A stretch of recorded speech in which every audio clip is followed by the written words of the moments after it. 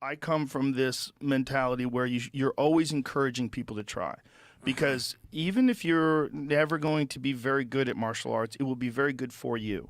It will benefit you to try to get better at this difficult thing because it is a vehicle for developing your human potential. I feel like everything that you do that is difficult is a vehicle for developing your human potential.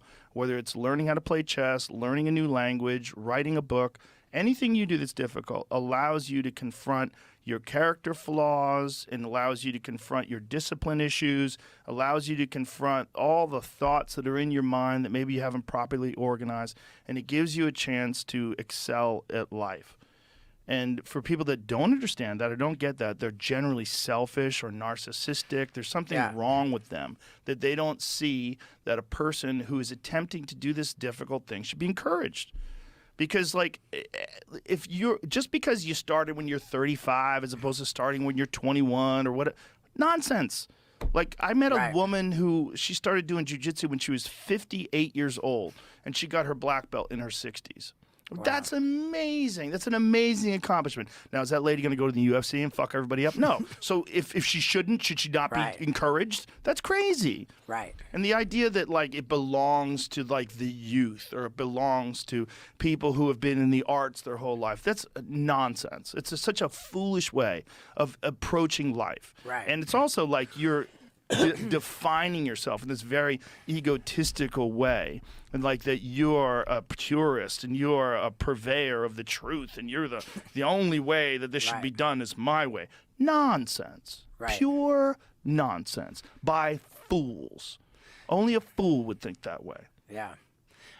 To what you're saying about the martial arts, I really feel strongly that skateboarding instilled in me like the most crucial shit in life. Like, I'm sure. It's hard. It's super fucking hard. It's fucking hard to do. Like 1985, the Back to the Future movie came out. I was in 6th grade.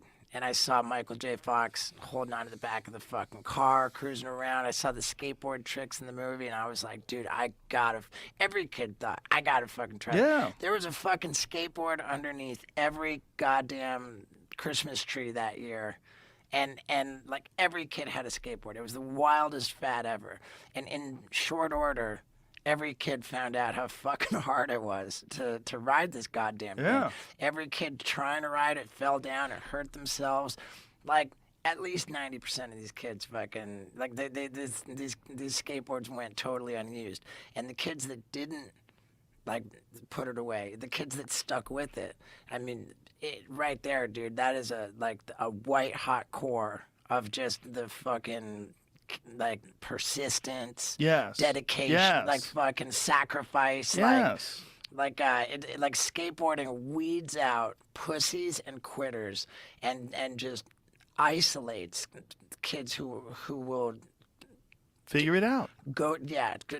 Just put effort and fucking tenacity, and on top of that, like with the getting hurt and the fucking doing it, the sacrifice, and then on top of that, everything that you're riding your skateboard on, you're effectively fucking vandalizing. So like, it's like rebellion. There's like a criminal fucking like piece to it, this like anti-authority piece to it. There's just this like, and even further, there's no other activity in the world that lent itself to documenting what you're doing with a video camera.